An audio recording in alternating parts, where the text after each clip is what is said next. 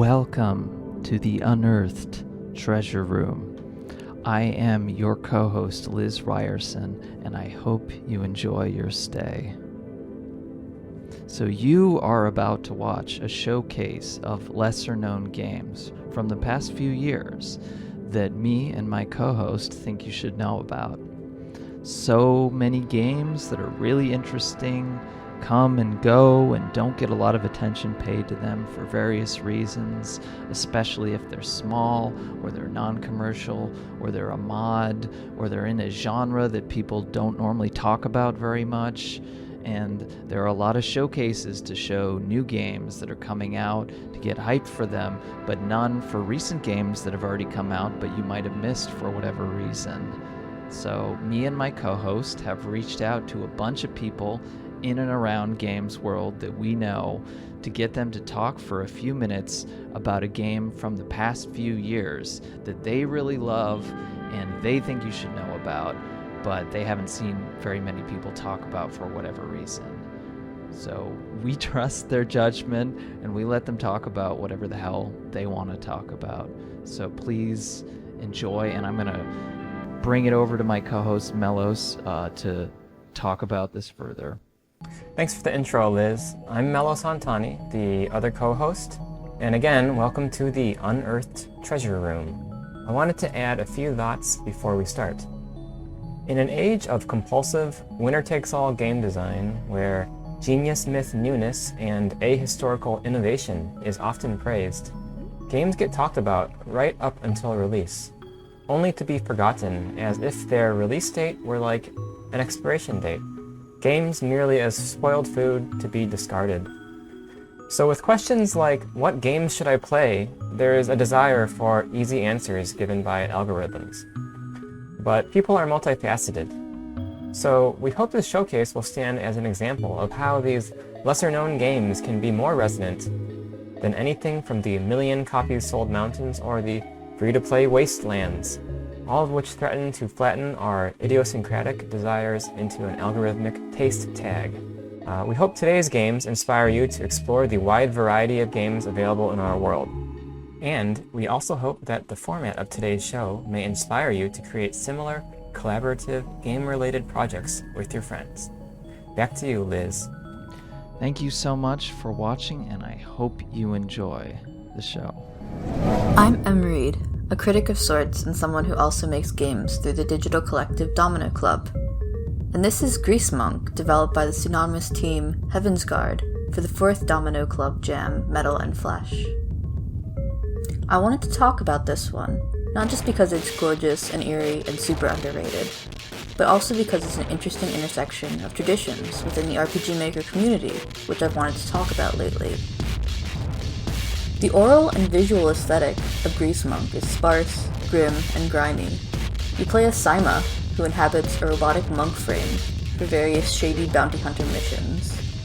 This time, though, Saima is after their machine half, a perfect copy of their brain in a robotic frame gone haywire, and it's hanging out in locales that are strangely familiar, though Saima's medium-term memory has had to be erased so that their moves won't be the exact ones the machine half predicts. This sets the stage for a series of battles that are high stakes and tactical. While you can reconfigure your sword, gun, and shields on the fly, one wrong move, leaving yourself open to a particularly accurate blow, even from low-level drones you encounter early on, can wipe you out in one hit. Items are also set in their quantity and have to be used judiciously. It's a game that won't hesitate to coax you into a soft lock if you save without realizing you can't heal yourself before the next battle. So this game is pretty hardcore if your association with RPG Maker engine games are that they're primarily about walking from place to place and talking to people, where battles are an afterthought, if present at all, or follow the more standard turn-based RPG learning curve, where they primarily serve to signal that you've leveled your party enough for a particular area. To me, Grease Monk elegantly unites the more atmospheric and literary RPG Maker tradition with the perhaps lesser-known tradition of experimental and challenging battle systems within the community. I often think about RPG Maker games when I think about games with writing that is interesting to me. RPG Maker is almost a grammar engine. Characters, moves, items, what it says when you die or run away. These things can all be customized, but are repeatedly called upon under the same conditions. Even the most free-form utterances are limited to the size and pacing of the text box. Where games writing tends to be about pouring literary style into longer and longer dynamic text boxes, or smaller and smaller subtitles, in their constrained forms, the syntax of RPG Maker games often lands closer to literary writing, that is, writing which exceeds or confounds its face value meaning.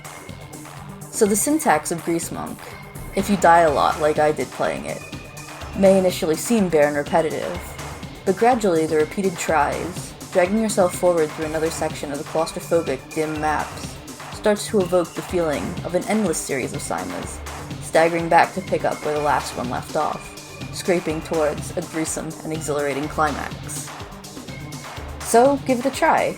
It's available on Photocopiadora's itch page, photocopiadora.itch.io, and you can also visit domino.gallery if you want to explore the entire catalog of Domino Club games. How's it going, everyone? It's Big Time Stevie. There's a quote I think about a lot from the film critic Manny Farber, and he's talking about the 60s underground films of people like George Kuchar and Andy Warhol. He says it's always tempting to view these films sentimentally as being more pure, more modest, humble than their big budget studio counterparts. But the actual effect of watching them is quite different. He describes it using a beautiful term. He says it's a sense of feverish wastage, as though material limitation were itself enough to make these films also more material, to open them up to the strange abundance, the gratuitous richness of material itself, in every stray detail and every accidental texture. And I thought about that quote a lot, in particular while playing Funny Walk by Grace's games. They're third in a trilogy that's also included Beauty Copter and Daily Driving. All these games are comprised of stock photo collages, text-to-speech programs, limited 3D, odd customer control schemes. All these things we tend to think of as being cheap or archaic, as products of necessity, as the limitations that keep us from enjoying the game itself. But oddly, they're experienced when we play these games as luxuries, as new sites of surprise and interest, as if the game itself were a toy box of surprising new effects. And that back and forth between luxury and paucity is actually something the games themselves are very much talking about. In Beauty Copter, you're the underpaid attendant of a glamorous luxury resort, flying around in your helicopter taking care of the guests. In Funny Walk, you start the game giving an interview for a local daytime television station, treated as the celebrity of the hour, and then you leave the station and return to your day job of rollerblading around collecting garbage. Each of these games combines images of luxury with images of everyday life, and mines surprising new effects from the unstable ways that one can fade into the other. Some of the most powerful moments in the games are the transitions between the luxury areas and the images of everyday life. When you turn the corner and are confronted with an immense overcast video game skybox stretching out into infinity over a totally flat horizon. Images of business parks and housing estates, which have been converted into video game overworld maps. The kind of setting which tends to go unrepresented in video games as being both too familiar and also too specific. So their appearance here perversely means that the ordinary becomes a luxury, an unexpected opening up of the video game form to new sites of visual interest and pleasure. We can forget sometimes that video games are themselves an image of luxury, and perhaps a luxury which has not held up with the passage of time. The luxuries of one generation can decline into the kitsch of the next, from the Palace of Versailles to the Playboy Mansion. And there's a sense now that game development itself is to scramble to maintain the luxury facade of a previous era, as though making video games were also to be the underpaid attendant of a crumbling, mold-ridden former luxury resort. This landscape is the same one the protagonists of the Grace's Games trilogy find themselves inhabiting, and their task, as ours, is to discover the ways the collapse of this image back into everyday life can potentially leave it more beautiful and surprising than it was before. The GDQ Speedrun Streaming Marathon tends to make a big splash online whenever it airs. My favorite part of these streams are the Kaizo Mario hack runs. I saw people save state their way through the original Kaizo Mario on YouTube in the 2000s, but GDQ runners tackle the games at an insanely high level. Not only do they play and finish them on real hardware, but they do it fast too. They also show off modern hacks like Invictus or the Grand Poo Worlds, games I didn't know existed. I was fascinated by these runs for a while, watching some of them multiple times. Eventually I decided to try out some of the hacks for myself. And then I quickly got frustrated, spending hours on individual stages without making much progress. Because it turns out Kaizo hacks are hard. I was going about it the wrong way for me though, trying to brute force my way through advanced flashy hacks. There's actually a thriving ecosystem of beginner difficulty hacks aimed squarely at players like me. I'm focusing here on Shandon Tori's Love Yourself, but there are many similar hacks. This one is my favorite of the ones I've played though. Love Yourself is built around smooth, fluid movement through stages. Mario's movement in Super Mario World is nuanced, and you only experience a fraction of that complexity playing the very easy vanilla game. The hack also offers explicit instructions for the weirder details of Mario's kit, so you're not left confused the way I was jumping straight into harder hacks. Like many modern Kaizo hacks, Love Yourself has a strong sense of aesthetics. There's something almost demo-scene about the combination of luscious color palettes with SNES arrangements of all sorts of tracks, from Toho to Super Hang-On. Love Yourself doesn't go as hard on the colors as something like Gamble by ROM hacker Jezjitsu, but it definitely pays mind to them. Parts of the game took my breath away. The real reason I've consistently pointed friends at Love Yourself is its storytelling. There's a strong escalation to the climactic levels, a sense of drama that I'm not used to seeing in Mario games. But it's the very last level that really made a place for Love Yourself in my heart. The formal trick to it is so simple that I'm honestly astounded I've seen it done so rarely. I won't spoil it, but the game lands its theming in a way I wasn't at all expecting. The 6 or 7 non-Kaizo initiated friends I've successfully gotten to play Love Yourself were all surprised as well. The internet is full of weird, wildly different game and art-making subcultures. itch.io freeware, interactive fiction, ROM hacks, fan games, RPG Maker, Pico 8, Puzzle Script, ZZT, Doomwads, Knit Stories. These spaces don't get mainstream attention, but that isn't because they're any less special than what's on the Switch store or Steam. I try to keep my eyes peeled for these things. As a result, I found wonderful stories and creative experiences in all sorts of hidden corners online. Love Yourself is one I feel particularly passionate about sharing. Hey everybody, this is Bennett. The game I wanted to talk about today is Ultra Nothing, by the mysterious Snorrilaka, which came out early last year. This is Ultra Nothing. It's a game that has a giant map, platforming, hundreds of puzzles with a ton of unique mechanics, and a huge number of skills that you can unlock, letting you solve puzzles in new, creative ways. It takes dozens of hours to beat. In other words, it's just like Zelda. Now, I can assume you've already played a Zelda game. Probably you grew up playing Zelda, or maybe you have fond memories of watching your parents play Zelda when you were too small to solve the puzzles yourself. And since I know you played Zelda, and I know you loved it, like I did, I already know you love solving puzzles and doing adventures. I can also assume you haven't played Ultra Nothing, because basically nobody's played it. And maybe you won't believe me when I tell you this, but it's quietly a little better than Zelda. It's really idiosyncratic and one of the most original games I've played in years. Somehow there's very little repetition in Ultra Nothing, even though it has such a ridiculous number of puzzles. It starts with very simple block pushing and platforming puzzles, much like you might find in Zelda, but then gradually goes further and further and further into stranger and stranger places. Puzzles tend to be really short, and they seem really simple once you solve them, but they can be really beautiful and mind-bending too. Here's an early one I liked a lot. My goal is to get that floppy disk in the computer, but it needs something to rest on. The snake marks a wraparound point. So I quickly realized that if I timed it just right, I can get the block to fall so it's under the disk when it comes to rest on this white block. Or this one, which I won't spoil the solution to. The snails go into their shells and become solid if you touch them, and the glass breaks after you touch it once. So it's really easy to get shut out from reaching the goal at the top.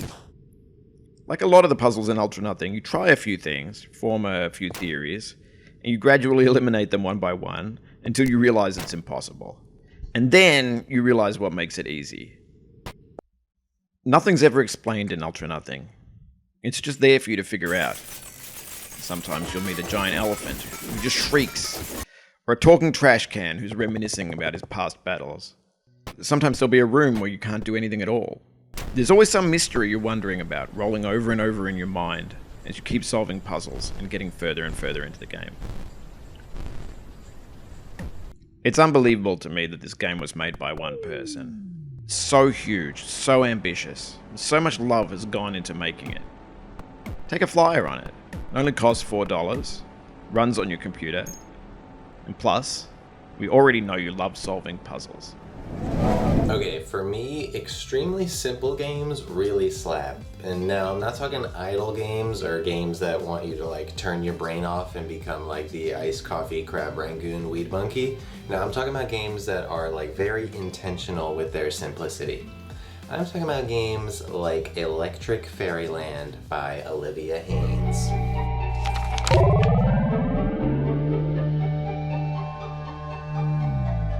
Right here we have a cute and simple 3D platformer. You jump, you get stuff, you take in the sights and sounds, and you feel like a fairy. As someone who's played more games than Yami Yugi, let me tell you, this kind of simplicity is actually really refreshing, and when I am playing single player games, I tend to like ones where my hands are super comfortable while playing. Now, all that being said, there are some simple games that still hurt my hands, like 2D Mario games. Like, why do I have to hold the run button the entire game? There's 2 buttons, but my hands are still getting cooked. Like, what the F? Anyways, Electric Fairyland avoids this because it's not a 2D Mario game, it's a 3D fairy game. And you really just jump around collecting glitter stars and clovers and finding friends in this little garden. The collectibles have a very video gaminess to them, which makes their appeal cut straight to my reptile brain. Like, you don't even have to think, you just know those stars are satisfying to collect. And actually it's more than satisfying, it's a freaking blast because you're in this little garden full of lovely pastel flowers and calm green foliage sprawling out everywhere. It's awesome.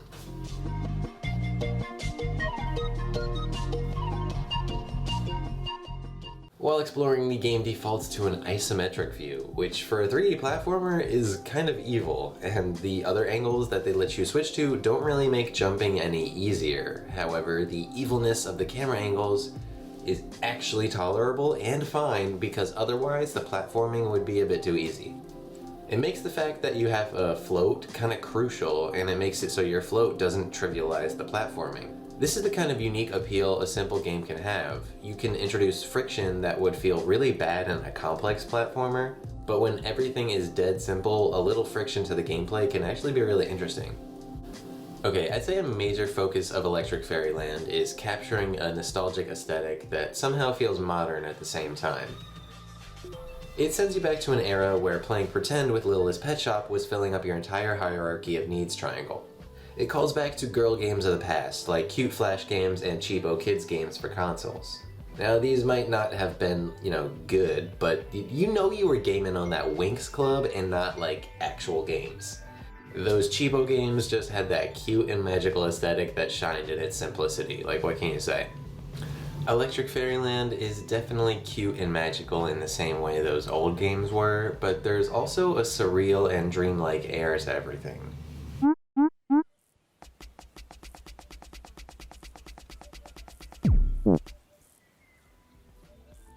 Another nice subtle effect comes from the fact that the game is windowed and has this amazing border that frames the game in this picture book way.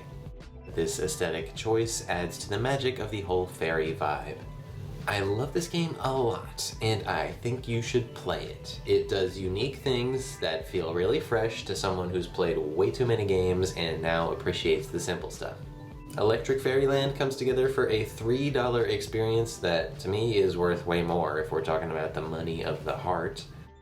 So yeah, support small games, support fairies, and support being cute. Thanks for watching, and have a slamming day. Hi everyone, it's Melos again, and I would like to talk about a 3D platformer, Extreme Evolution: Drive to Divinity, a game by Sam Atlas. It's a 3D platformer where the goal is to reach exit portals that will open up new levels. I love the simplicity of the game's controls. You morph between multiple forms, and the only control is the movement stick itself. You start out as a tiny dot, only able to slowly shuffle along the ground. But in time, you unlock new evolutionary forms, such as cars, balls, and more esoteric forms. The catch, of course, is that to use a stronger evolutionary form is to expend more energy. You start each level with a maximum amount of energy, and must try to reach the exit portals without running out of energy. So the game becomes something of a sandboxy platformer where you try to exploit your physics and the quirks of your forms in order to reach the goal. As you travel through the stages, collectible items will increase your energy level. So I found the simplicity of the controls pretty exciting against the complexity of the levels and the various forms. And I found it refreshing to play a 3D platformer where the complexity was located in something a lot more unpredictable and whimsical than just a single character. One particular favorite form separates you into multiple balls. The trick here is that the center of mass of these balls is where you are actually considered to be, and thus by manipulating all of the balls well, and say going around a corner, you can actually morph back into a different form and clip through a wall by shifting back to where your center of mass is. The game also has a metaphysical setting, with some levels having eerie voices reading poetry in the background. There are no characters to meet, just these brief textual vignettes and a framing of trying to make your way to a place called Earth. By clearing levels from abstract skate park-like landscapes to transhumanist architectural buildings, you'll slowly open up the world map and gain something of an understanding of the game's metaphysical feeling world. Now, I really like this game's world map because it doubles as a story map of sorts.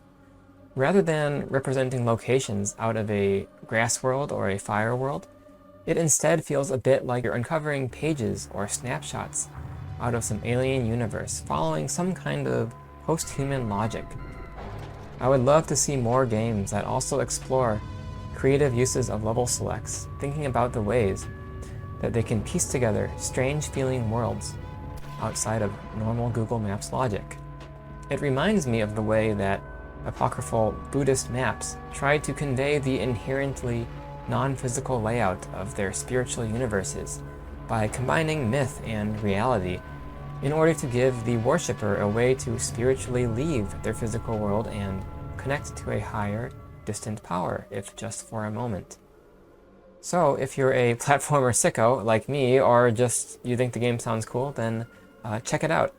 Thanks for listening, and see you some other time. Hello, it's Liz again, and we're here to talk about a game. Now, this game, it's basically an exhibition of this Italian painter named Enzo Cucci, who was part of something called the Trans Avanguardia movement. I guess another way of saying that would be like post-avant-garde. It was kind of a turn away from like abstract modernist, like mid-20th century kind of stuff into these things that look almost like cave paintings, like kind of more symbolic imagery, more mythic archetypes, things like that. And this game really attempts to kind of capture that, but in a game form, which I think is really interesting. And not just in a literal way, as in you're walking around and looking at paintings or anything else, but there's a lot more to it. So what is this game, and why is it not just like a gallery? So I think it does some really interesting things with how it interprets these paintings and sources them into the environment. So the environments you wander through in the game, some are kind of more open-ended, and you see different parts and things you can kind of walk up to and interact with. Some are more like mazes where you have to go through and you have to navigate these paths and you have to avoid these skulls, and picking up these eyeball things will help you like have enough health to get through. It's not very difficult, but you also have the option to either raise or lower the difficulty so that you can, whether or not you like that gamey part of it or you just want to wander around, is up to you basically. And things in the environment will also change based on where you move. The eyeball objects, in addition to functioning as like health, they also are collectibles that help unlock the paintings that you can look at later once you finish the game and browse through the paintings, which I think is really interesting and gives you an incentive to want to collect more. But yeah, I think the skulls and some of the mazes adds an interesting component to the game. It's kind of an area in between like There is some gamey elements to it. It's not just like a virtual museum, and it does feel like a fully interactive experience, but it's really intended to get you into the world of this painter. I think it's a really interesting way to use these like simple visual assets to really convey a strange and alien type of experience. And like after playing for the first time, it just really made me wish more games looked or felt like it, even though it's a very simple experience. I think the music is very interesting as well.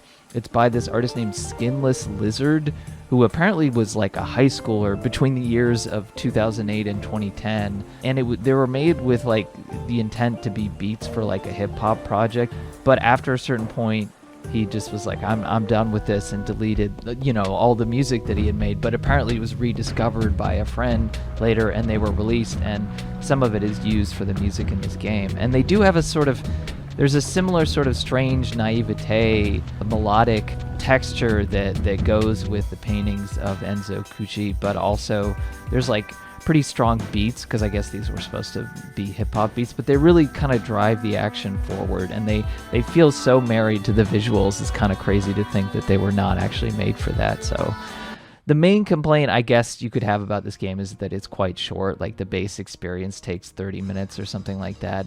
However, there has been stuff added on top of that. Like there were additional stages in 2022, and having just played those recently, I think they really add a lot to the experience. There's some more interactable objects. The environments are a little more creative, and by the time you're seeing this, there will be a brand new update with some additional levels that I haven't seen yet as of this recording. So there's extra reason to buy it. It's like $7 or $8. Yeah, I don't know. I feel like it's one of those things I could imagine could go up in a bunch of different directions. I could see this universe expanding and things getting a little bit more interactive. It really opens you up to like the possibility of, what can be done with something like this. And I really liked it just as an audio-visual experience. It really makes you feel immersed in the paintings, and you don't have to know anything about art history or anything to enjoy wandering through and just taking in these sorts of landscapes and ideas, which I think is great. So I definitely hope more people check this out in the future. So yeah, please check out. It's called Cucci, and it's great.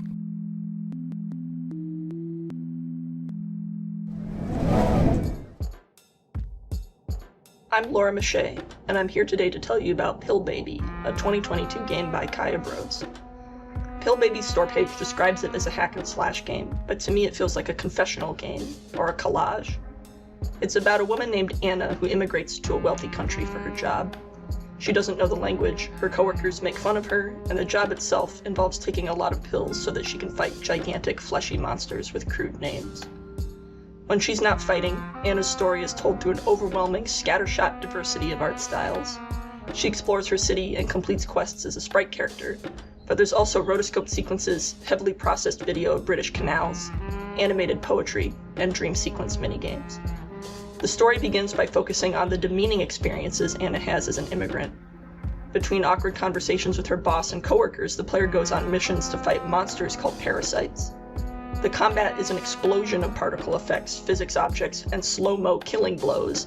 Every monster is extremely off-putting, and it seems like every combo causes a lightning strike explosion sound to play. Both times I played this game, I felt like I was just beginning to figure out the combat as the game was ending. But it has this irrepressible, awkward energy that fits the rest of the experience in a really resonant way.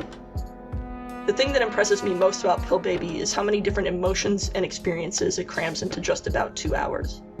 It starts out as a story about immigration, but by the end it's expanded to every part of Anna's life, her family's history, and her mother's depression, and become a story as much about sexual harassment and abuse as about immigration. It's raw, messy, honest, and wildly ambitious. Anna's life feels like it's completely falling apart, and when you go into a fight, that feeling continues.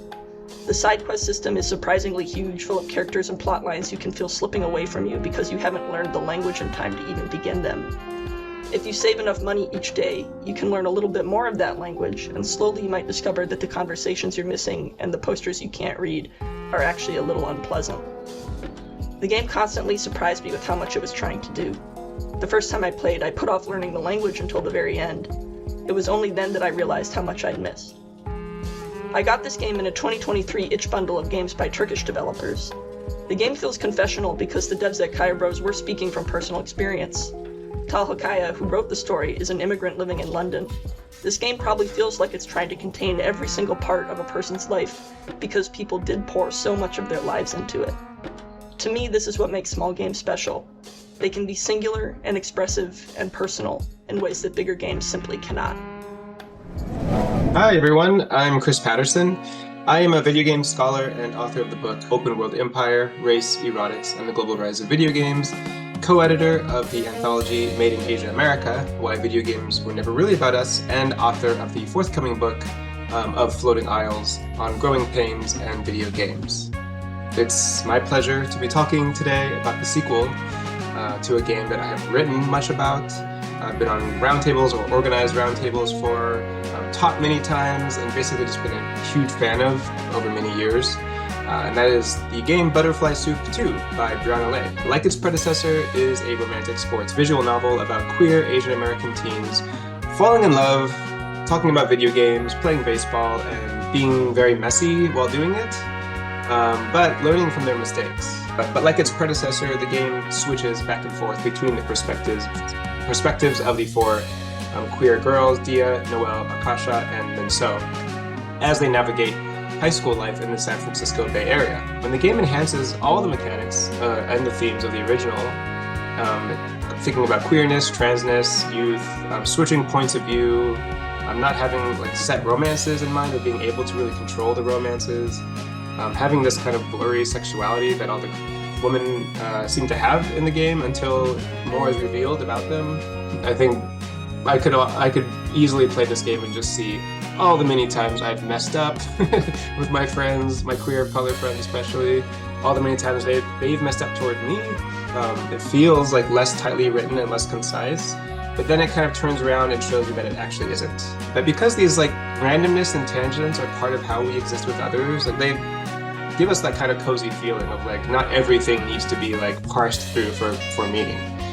Just like when we're hanging out with our friends, right? And then something will suddenly come out that has way more meaning than you expected. The characters in it just feel like people you know or have known before. And the way that they're into strange different things and can like talk about them, you know, ad nauseum feels very true, and also feels like kind of a nod to neurodiverse info dumping and things like that. But it feels like a gift to those of us who did not feel amused by the characters, but rather identified with them. Especially their messier moments, their moments of self-hate, their own like nascent homophobia, even as queer people, their own racism, even as racialized people. And because this game feels more like episodic television sometimes than say like a film or a play, none of the characters feel like mere caricature, like including the antagonists, who we might say are the parents. So we don't really allow them to sink into like this mere like anti-queer, transphobic Asian parent, like the queer kids themselves and perhaps like our own parents. We have to see them as human with their own struggles, their own reasons to treat their kids the way that they do, even if those reasons are embedded in patriarchal and colorist societies. And I think one of the lessons of the game is that, you know, we're all in those kind of societies in one way or the other. And as soon as one of the characters starts like, you know, complaining in very justified ways about their parents, oops, they make a similar mistake, you know, to one of their own friends. And so in other words, the parents reflect like not anachronistic enemies who must either join us or be left behind, but as people who are part of us, who challenge us, who we are nonetheless in community with. Out of all the scenes in Butterfly Soup 2, I think the most memorable for me is when Dia and Min are in a park waiting for their friends, Noelle and Akasha, to show up. They rush to kiss each other, but instead end up crashing into each other. And Min calls this like the worst kiss ever. Realizing that they're surrounded by strangers, Dia then insists that they redo the kiss, this time lying down. That way any disturbed onlookers will like just assume that these are just kids wrestling in the grass. And I think this harkened back to a lot of moments in my own youth. Like, yeah, they're just gonna think that we're wrestling, sure.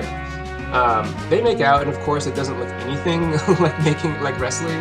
And for some reason, that scene for me kept returning back to me as I was playing Butterfly Soup 2. Because in Butterfly Soup 1, but throughout that game, I think because of its novelty, there's like this constant heightened sense of awareness that what we're seeing in the lives of these like quote-unquote queer young women of color is not only rare in any entertainment medium, but also rendered through this visual novel as something so beautiful, so messy, and incredibly funny.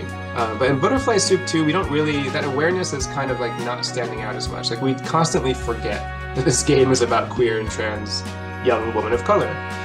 It becomes like this kiss between Min and Dia, the worst queer game ever because it ceases to see itself as a queer game about queer women, but just a game about Min, Dia, Akasha, Noelle, four incredibly detailed, complex, hilarious people, friends who we just want to spend time with, and that we're also just so eager to be with. In that sense, Butterfly Soup 2 like celebrates queer life by allowing those moments of heightened celebration to kind of wash over, instead like choosing to give us those sparse moments after the parades when we're merely in community with each other, when we're gossiping, trying on outfits, wigs, cleaning up the mess, calling each other out, owning up to our own faults, and yeah, making out too. And like Min and Dia making out on the grass, it's only when we realize that there are strangers watching us that this like intimate thing we're doing will be seen as only one kind of way, as one thing, which is as queer. And that for me is like a level of like queer representation, queer Asian representation that I've yet to see in any other game. This constantly forgetting of that what you're watching would be seen as queer, and just kind of enjoying it until that outside just kind of barges in unexpectedly, which for me is about as accurate as you can get sometimes to how it feels to be queer and in love. So go please play Butterfly Soup 2. Play it again with a friend, with a streamer, a loved one, whoever might accompany you. Thank you for watching.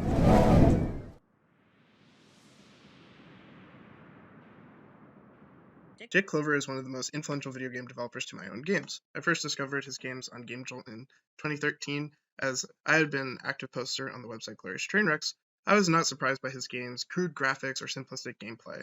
What I was impressed by was the baroque level of detail in each environment and breadth of exploration. Cape Hideous is the epitome of exploring baroque pixel art graphics. While the graphics are not realistic, as everything has flat coloring, there is a large amount of detail given by the complex line art of the characters and backgrounds. The ship not only feels handmade in the world of Cape Hideous, but the labor that Clover put into the drawings of the ship feels clear. The focus of labor is also highlighted by the complex animations of the crew. I was blown away by seeing the individual animations of several crewmates doing metalwork, popping nails out of boards, and sewing a flag. The ultimate visual flex comes later in the game, where the player has to trudge through a flooded lower deck. Many of the submerged objects in this section are individually drawn to look as though they're underwater.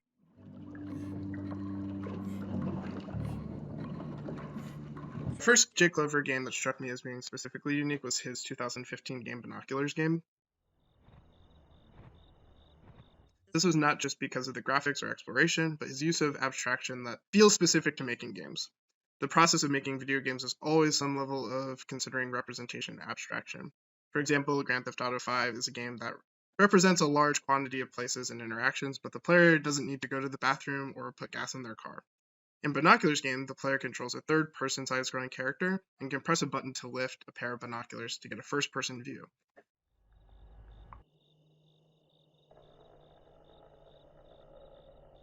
The first-person view is clearly a separate drawing from the background in the third-person view.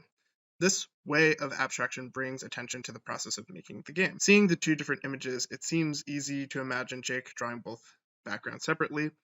This experience feels more like watching a play made of marionettes where the audience can see the puppeteer, rather than watching a Pixar movie in the front row of an IMAX theater where only the illusion is present and any trace of the animators is left unseen. Cape Hideous is a game that's filled with this level of abstraction. When I was at school for painting, the professor Franklin had us replicate John Singer Sargent paintings. Lind expressed part of his appreciation of Sargent was his painterly qualities. When a painter talks about painterly qualities, this usually means showing the process of painting through painting. While Sargent is a representational portrait artist, The backgrounds are typically brushy and generalized. This gives not only a sense of atmosphere, but in contrast highlights the more detailed figures. In Cape Hideous, there are many portrait moments focusing on characters that feel as though they're in conversation.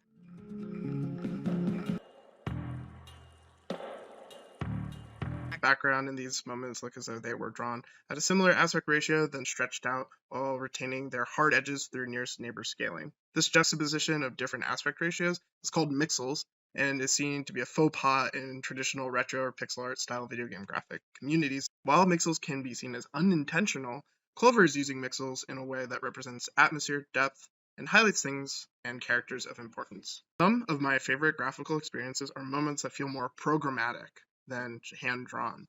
Sometimes it looks as though Clover has shrunk some of his drawings from their originally drawn scale, like the parrot and several string-like objects. In the case of the strings, this gives a sense of being notably thin, but in the case of the parrot, it feels expressive. Who cares if the parrot has the same line quality as the other more detailed figures? The biggest who cares moments feel surreal, like when the player is lowering and folding flags, or when the box that the flags go into is being opened.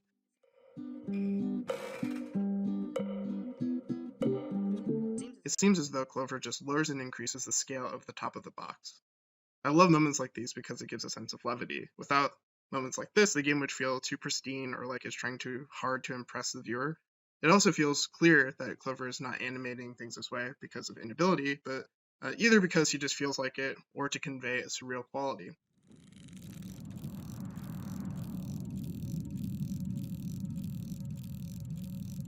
These programmed feeling moments feel magical because of their relation to the laborious quality of the rest of the drawings and animations.